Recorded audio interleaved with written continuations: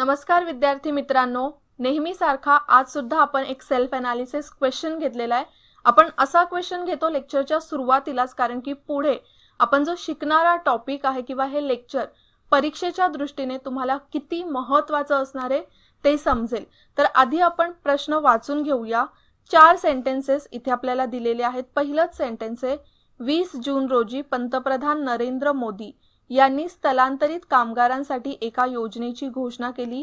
नंतर सेकंड, आता इथे तर तुम्हाला समजलंच असेल की आपण कोणत्या तरी योजनेचा अभ्यास करणार आहोत। मग आता ही योजना भारतातील 15 राज्यांमध्ये राबवली जाणार आहे। थर्ड दिलंय, या योजनेअंतर्गत 125 दिवस कामगारांना रोजगार उपलब्ध करून दिला जाणार आहे। आणि लास्ट दिलंय, या योजनेचं नाव कामगार कल्याण योजना असं आहे। तर बघा, 20 जून रोजी एका योजनेची घोषणा तर नरेंद्र मोदी यांनी केली आहे, पण ही योजना कोणती आहे तर गरीब कल्याण रोजगार अभियान। महत्त्वाची योजना आहे, परीक्षेच्या दृष्टीने खूपच इम्पॉर्टंट आहे, करंट अफेअर्स साठी एकदमच इम्पॉर्टंट आहे। आता तर तुमची एक्झाम सुद्धा जाहीर झालेली आहे, तर एक्झामला यातून प्रश्न विचारलं जाणं बऱ्यापैकी पॉसिबल आहे।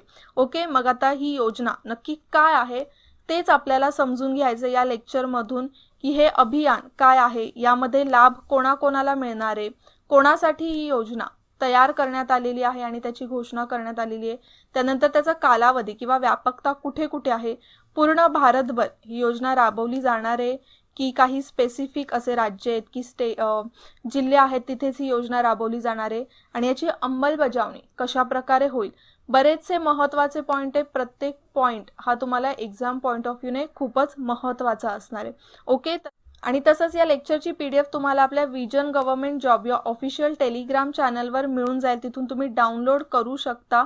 त्याचप्रमाणे महत्त्वाची अपडेट म्हणजे तुमच्यासाठी राज्यसेवा 2020 बॅच 3 चे ॲडमिशन सध्या सुरू आहेत, आणि बरेचसे असे चांगले लेक्चर्स, इनफॅक्ट पूर्ण सिलेबस तुमचा कव्हर होऊन जाईल असे लेक्चर्स यामध्ये घेण्यात आलेले आहेत, आणि आता विजन स्टडी ॲपवर सुद्धा ते अवेलेबल आहेत। तर तुम्ही नक्की या बॅचला ॲडमिशन घेऊ शकता। तसंच संयुक्त गट ब चे ॲडमिशन सुद्धा सध्या सुरू आहेत।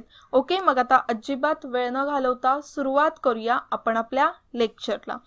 योजना आहे गरीब कल्याण रोजगार अभियान। तर या योजनेची घोषणा कधी करण्यात आली? भारत सरकारने 20 जून 2020 रोजी बिहारच्या खगरिया जिल्ह्यातील तेलिहार गावात, हे लक्षात ठेवा कुठे तर बिहारच्या खगरिया जिल्ह्यातील तेलिहार गावात व्हिडिओ कॉन्फरन्सच्या माध्यमातून ग्रामीण कल्याण कार्य योजना म्हणजेच गरीब कल्याण रोजगार अभियान सुरू करण्याचा निर्णय घेतला आहे। तर इथे बघा, तुम्हाला ही इमेज दिसतच असेल, अशा प्रकारे हे व्हिडिओ कॉन्फरन्सिंग झालं।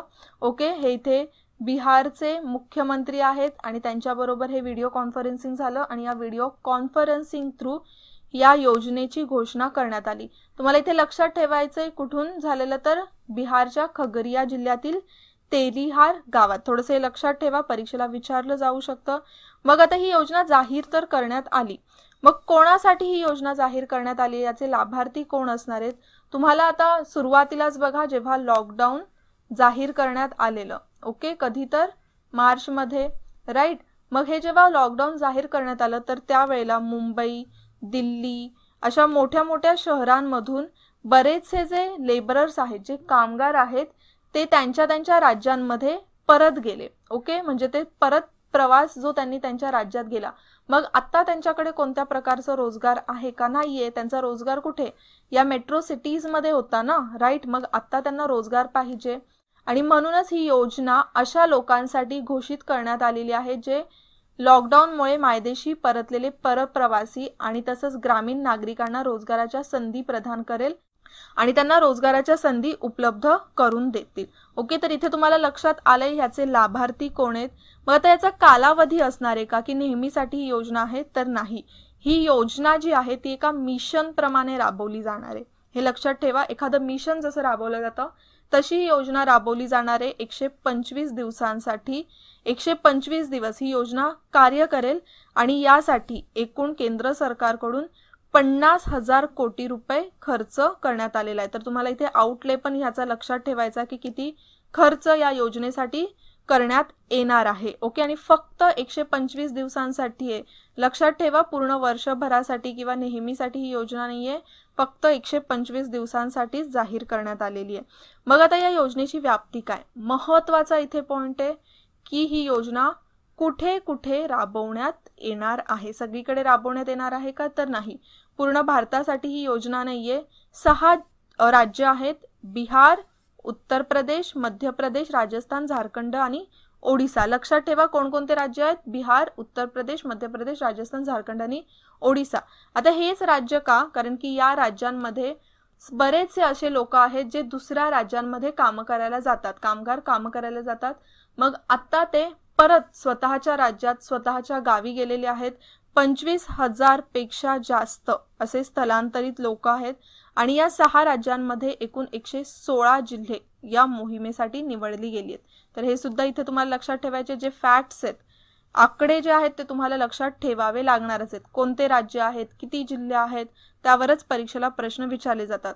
आणि जर तुम्ही बघायला गेलात ना, जे जिल्हे निवडण्यात आलेले आहेत तर या जिल्ह्यांमध्ये जे अशा प्रकारे स्थलांतरित कामगार आहेत, जे मायग्रंट कामगार आहेत, त्याचे 203 भाग म्हणजे 2/3 जो भाग आहे तो अशा कामगारांनीच व्यापलेला आहे किंवा असे कामगार या जिल्ह्यांमध्ये राहतात. म्हणजे तुम्ही म्हणू शकता बहुतेक इकडचे जे 2/3 लोक आहेत ती सगळी बाहेर शहरांमध्ये जाऊन कामगार म्हणून काम करतात.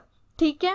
मग आता पुढे अजून आहेत, त्यामध्ये 116 जिल्हे तर आहेत, पण त्यातच अजून ना 27 ॲस्पिरेशनल डिस्ट्रिक्ट्स आहेत. ॲस्पिरेशनल डिस्ट्रिक्ट्स म्हणजेच काय? तर आकांक्षी जिल्हे. तर असे हे काही आकांक्षी जिल्हे निवडले आहेत जे आपण बघायला गेलो तर आर्थिक आणि सामाजिक रूपाने गरीब आहेत.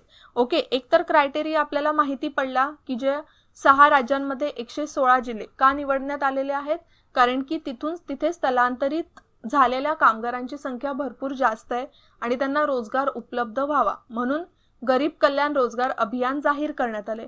पण त्याचबरोबर ना असे अजून 27 जिल्हे अजून ॲस्पिरेशनल डिस्ट्रिक्ट्स म्हणून निवडण्यात आलेले आहेत. आणि ते कोणत्या बेसिसवर निवडण्यात आलेले आहेत की तिकडचा ज्या डिस्ट्रिक्टचा किंवा त्या जिल्ह्यांची जी परिस्थिती आहे म्हणजेच ते गरीब आहेत आर्थिक आणि सामाजिक रूपाने आणि त्यांच्यामध्ये जर इम्प्रूव्हमेंट झाली, तिकडचं जर इन्कम वाढलं तर ते पूर्ण भारताच्या ओव्हरऑल इम्प्रूव्हमेंटसाठी म्हणजे ह्युमन डेव्हलपमेंटसाठी सुद्धा अफेक्टेड असेल. बघा म्हणजे इथे कामगारांसाठी तर ही योजना आहेत, पण त्याचबरोबर HDIचा सुद्धा इथे विचार करण्यात आलेला आहे की असे हे 27 जिल्हे आहेत जिकडचं जर राहणीमान वाढलं, तिकडचं जर लोकांचं इन्कम वाढलं तर ते पूर्ण भारताच्या HDIवर अफेक्ट करेल. ओके, तर हे पॉईंट्स तुम्हाला लक्षात असले पाहिजेत. आता मला सांगा ह्युमन डेव्हलपमेंट इंडेक्स कोणत्या वर्षापासून जाहीर केला जातो? हा तुमच्यासाठी आजचा प्रश्न आहे. आणि तसंच याची आता अंमलबजावणी कशी होणार आहे? तर एक म्हणजे स्थलांतरित कामगारांना रोजगार उपलब्ध व्हावा म्हणून ही योजना जाहीर करण्यात आली आहे. पण तिथेच दुसरीकडे देशाच्या ग्रामीण भागात पायाभूत सुविधा निर्माण करण्यासाठी असे 25 वेगवेगळ्या प्रकारच्या कामं आहेत त्यांच्याकडे लक्ष केंद्रित करण्यात येणार आहे. म्हणजे बघा इथे कामगारांना पण रोजगार उपलब्ध होतोय आणि त्याचबरोबर काय होतंय, अजून ग्रामीण भागामधलं जे इन्फ्रास्ट्रक्चर आहे ते सुद्धा डेव्हलप केलं जाते. म्हणजे फक्तच कामगारांना रोजगार उपलब्ध करून दिला जातोय असं नाहीये, ग्रामीण भागातलं इन्फ्रास्ट्रक्चर सुद्धा इथे डेव्हलप करण्यात आलेलं आहे आणि त्यामध्ये 25 वेगवेगळे कामं आहेत. जर आपल्याला पूर्ण 25 वेगवेगळी कामं काही पाहायची नाहीयेत, जसं तुम्ही म्हणू शकता ग्रामपंचायत भवन, नंतर अंगणवाडी केंद्रे, राष्ट्रीय महामार्ग कामे, रेल्वेची कामे, जलसंधारण प्रकल्प, त्याचप्रमाणे हॉर्टिकल्चरमध्ये तर असे 25 एकूण किती कामं आहेत? तर 25 कामं आहेत ज्यांच्यामध्ये या योजने थ्रू काम करण्यात येणार आहे. ओके, आणि बघा यामध्ये एकूण अशी 12 मंत्रालय किंवा विभाग समावेश असणारे ते सगळे मिळून एकमेकांमध्ये समन्वय साधून ही योजना पूर्ण करतील, म्हणजे याची पूर्णपणे अंमलबजावणी करतील. ज्यामध्ये ग्रामीण विकास मंत्रालय आहे, पंचायत राज, रस्ते वाहतूक महामार्ग, नंतर खाणी विभाग, पेयजल आणि स्वच्छता विभाग, पर्यावरणाचे आणि रेल्वे इत्यादी या योजनेच्या अंमलबजावणीसाठी समन्वय असतील. म्हणजे बघा एकूण असे 12 तुम्ही म्हणू शकता मंत्रालय आहेत किंवा 12 केंद्र सरकारचे असे विभाग आहेत जे एकमेकांच्या मदतीने ही योजना पूर्ण राबवतील. ओके, मग आता कामगारांना जर यामध्ये काम मिळवायचं आहे तर कनेक्ट कोणाशी व्हावं लागेल हा महत्त्वाचा प्रश्न येतो ना, तिथे निर्माण होतो की आता गव्हर्नमेंटने योजना तर जाहीर केली, पण आता कामगारांना या योजने थ्रू काम कसं मिळणार, तर त्यासाठी दोन गोष्टी आहेत. कामगार म्हणजे जी गावं आहेत ती या प्रोग्रामला जॉईन होऊ शकतात कॉमन सर्व्हिस सेंटर्स थ्रू म्हणजे CSC थ्रू आणि कृषी विज्ञान केंद्रांथ्रू. हे तुम्हाला लक्षात ठेवायचे. याच्या अंतर्गत काही नॉर्म्स मेंटेन केले गेलेत सोशल डिस्टन्सिंगचा विचार करून. म्हणजे आता जे आपलं पॅन्डेमिक सिच्युएशन सुरू आहे तर त्यामध्ये सोशल डिस्टन्सिंगचा विचार करून हे दोन ज्या संस्था आहेत किंवा हे दोन जे सेंटर्स आहेत त्याच्या थ्रू ही योजना राबवली जाणार आहे. त्यामध्ये बघा कॉमन सर्व्हिस सेंटर काय आहे, तर कॉमन सर्व्हिस सेंटर्स यांची स्थापना मे 2006 मध्ये करण्यात आली होती. हे राष्ट्रीय ई-गव्हर्नन्स योजनेअंतर्गत कॉमन सर्व्हिस सेंटर स्थापन करण्यात आलेले. ई गव्हर्नन्स म्हणजेच काय बघा, जे ई गव्हर्नन्स इंटरनेट थ्रू बऱ्याचशा गोष्टी केल्या जातात, बिल पे वगैरे, राईट, लाईट बिल किंवा वेगवेगळे जे बिल पेमेंट्स असतात ते केले जातात, त्यालाच आपण म्हणतो ई गव्हर्नन्स. आणि कॉमन सर्व्हिस सेंटर मेन म्हणजे स्थापन करण्याचं उद्दिष्ट काय होतं, आता मी हे तुम्हाला का सांगते, कारण की महत्वाचं आहे. जर तुम्हाला या योजनेबद्दल प्रश्न विचारला गेला ना परीक्षेला, तर नक्कीच पॉसिबल आहे की ज्या कनेक्टेड कोणत्या योजना असतील त्याला किंवा काहीही कनेक्टेड एखादी गोष्ट असेल तर त्यामध्ये सुद्धा मल्टीलायनर्सवर प्रश्न तुम्हाला विचारले जातातच. आणि मग हे जे कॉमन सर्व्हिस सेंटर आहे ते मेन स्थापन करण्याची गरज काय होती किंवा हा प्रोग्राम सुरू करण्याची गरज काय होती, एक म्हणजे शिक्षण, आरोग्य, टेलिमेडिसिन, करमणूक तसेच इतर खाजगी सेवा या क्षेत्रांमध्ये उच्च प्रतीची आणि कमी प्रभावी व्हिडिओ, व्हॉइस आणि डेटा सामग्री सेवा प्रदान करणे. म्हणजेच कशाशी रिलेटेड आहे इथे, डेटा सामग्रीशी रिलेटेड हे जे प्रोग्राम आहे कॉमन सर्व्हिस सेंटर ते येतं. मग त्यांच्या थ्रू इथे गावांना कामं दिले जातील या गरीब कल्याण योजनेअंतर्गत. ठीक आहे. आणि कॉमन सर्व्हिस सेंटर बरोबरच अजून कोणतं आपण बघितलेली संस्था, तर इथे कृषी विज्ञान केंद्र, हे सुद्धा तुम्हाला लक्षात ठेवायचे. कृषी विज्ञान केंद्र खूप महत्वाचे आहेत. आपल्या भारतामध्ये कृषी क्षेत्राच्या विकासामध्ये बराचसा वाटा तुम्ही इथे म्हणू शकता KVKचा आहे. आता कृषी विज्ञान केंद्रांची स्थापना कशी झालेली आहे, तर बघा जे आपलं राष्ट्रीय कृषी संशोधन यंत्रणा आहे तर त्याचाच एक भाग आहे कृषी विज्ञान केंद्र. या केंद्रांथ्रू आता आपल्या भारतामध्ये जर तुम्ही बघाल तर प्रत्येक ठिकाणी वातावरण, हवामान वेगळं असतं, पाऊस वेगळ्या प्रकारे पडतो, तिकडचं माती जी आहे ती वेगळ्या प्रकारची असते, राईट. प्रत्येकीकडे तुम्ही बघाल तर पीक सुद्धा वेगवेगळ्या प्रकारचं येतं. आणि मग त्यामुळेच तो अभ्यास करण्यासाठी वेगवेगळ्या परिस्थितीनुसार कृषी क्षेत्राच्या सगळ्या बाबींवर संशोधन करण्याचं काम कोण करतं, तर कृषी विज्ञान केंद्र करतं. आणि सर्वात पहिल्यांदा इथे हे थोडंसं फॅक्च्युअल इन्फॉर्मेशन आहे तुमच्यासाठी, सर्वात पहिल्यांदा कृषी विज्ञान केंद्राची स्थापना पुद्दुचेरीमध्ये करण्यात आलेली 1974 मध्ये. मग या अंतर्गत काय काय होतं, तर जे तंत्रज्ञान मूल्यांकन किंवा प्रात्यक्षिकांच्या माध्यमातून कृषी आणि कृषी रिलेटेड जे काही उद्योग असतील ना त्याचं जे काही तंत्रज्ञान असेल, नवीन तंत्रज्ञान आहे, ते मॉड्यूल कशा प्रकारे वापरलं जाऊ शकतं, त्याचा किती फायदा होतोय कृषीसाठी, हे सगळं बघण्याचं काम. त्याचबरोबर जे काही दर्जेदार उत्पादनं असतील जसं बियाणे, लागवड सामग्री काय असेल किंवा पशुधन, हे सगळं तयार करताना आणि ते शेतकऱ्यांना उपलब्ध करताना कृषी विज्ञान केंद्र महत्त्वाचा रोल प्ले करतो. म्हणूनच कृषी विज्ञान केंद्राला खूप महत्त्वाचं तुम्ही म्हणू शकता स्थान प्राप्त झालेलं आहे. आणि पूर्णपणे ही जी योजना आहे कृषी विज्ञान केंद्राची ती 100% भारत सरकार मार्फतच चालवली जाते. आणि तसंच बघा आपलं एक उद्दिष्ट समोर ठेवण्यात आलेलं केंद्र सरकार मार्फत, ते म्हणजे 2022 पर्यंत जे शेतकऱ्यांचं उत्पन्न आहे ते दुप्पट करायचंय. ओके, तर ही जी तुम्ही म्हणू शकता हे जे उद्दिष्ट आहे ते पूर्ण करण्यासाठी कृषी विज्ञान केंद्राचा खूप महत्त्वाचा वाटा इथे असू शकतो, हे तुम्हाला लक्षात ठेवायचंय. आता बघा या सगळ्या गोष्टींमध्ये जी जी काही आर्थिक उद्दिष्ट समोर ठेवण्यात आलेली, कृषी रिलेटेड, इंडस्ट्रीज रिलेटेड जी काही उद्दिष्ट गव्हर्नमेंटने याआधी समोर ठेवण्यात आली होती योजनांथ्रू, त्यातून तुम्ही 2020चं वर्ष आता स्किप करू शकता, ॲटलिस्ट अर्ध वर्ष तरी स्किप करू शकता, कारण की त्याचा तर पूर्ण निगेटिव्ह इफेक्ट आपल्या अर्थव्यवस्थेवर पडलेला आहे, राईट. मग ते स्किप करू शकतात. आता ही जी उद्दिष्ट आहेत ती थोडीफार पोस्टपोन सुद्धा होऊ शकतात. ओके, पण तरी सुद्धा आपल्याला परीक्षेच्या दृष्टीने काय महत्त्वाचं आहे ते इथे लक्षात ठेवायचंय, राईट. मग आता इथे आपण बरेचसे जे पॉइंट्स आहेत ते क्लिअर केलेले आहेत. नक्की गरीब कल्याण योजना रोजगार अभियान काय आहे ते नीट बघितलंय.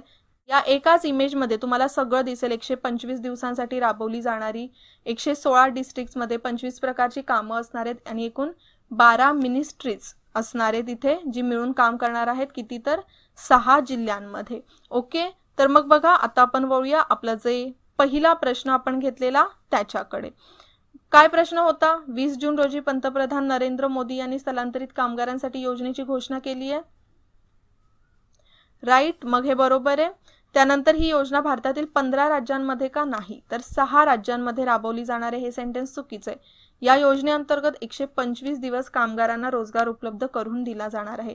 तर हे बरोबर आहे. 125 दिवसांसाठी एक मिशन म्हणून हे अभियान राबवण्यात येणार आहे. त्यानंतर या योजनेचे नाव कामगार कल्याण योजना असे आहे. तर हे चुकीचे आहे. मग आपलं उत्तर काय असणार आहे? अ आणि क. पर्याय क्रमांक दुसरा हे आपलं उत्तर आहे. ओके, मग बघा आपण या योजनेबद्दल प्रत्येक पॉइंट जो आहे तो नीट क्लिअर केलेला आहे. आता इथे जी 25 कामं आहेत ती मी 25च्या 25 कामं घेतली नाहीयेत, कारण की ऑब्व्हियसली ती परीक्षेला विचारली जाणार नाहीत. जे परीक्षेच्या दृष्टीने महत्त्वाचे आहेत ते सगळे पॉईंट्स आपण क्लिअर केलेले आहेत आणि खूपच महत्त्वाची योजना आहे. परीक्षेला तुम्हाला यावर नक्कीच प्रश्न विचारला जाऊ शकतो. आत्ता आपण इथेच थांबूया. पुन्हा भेटूया नेक्स्ट लेक्चरला. तोपर्यंत जय हिंद, जय महाराष्ट्र आणि थँक्यू. विजन स्टडी स्मार्ट विद्यार्थ्यांसाठी स्मार्ट लर्निंग प्लॅटफॉर्म. तुमच्यासारख्या हजारो तरुणांना, गृहिणींना व जॉब करणाऱ्यांना सरकारी नोकरीच्या तयारीसाठी मार्गदर्शन करत आहे. तुम्ही विजन स्टडीच्या सेवेचा लाभ कुठूनही आणि कधीही घेऊ शकता, ज्यामुळे तुमचा शहरात येऊन राहण्यासाठीचा पैसा आणि वेळ दोन्हीही वाचेल. म्हणूनच वेळ न वाया घालवता आजच प्रवेश घ्या आणि तुमच्या स्वप्नातील सरकारी नोकरीच्या एक पाऊल जवळ जा, तेही अगदी माफक दरामध्ये. तर वाट कशाची पाहताय? एक उज्ज्वल भविष्य तुमच्या समोर आहे. आम्ही प्रवेश घेतलाय, तुम्हीही घ्या. अधिक माहितीसाठी आजच भेट द्या. Visit www.visionstudy.in. हो, स्वप्न पूर्ण होतात.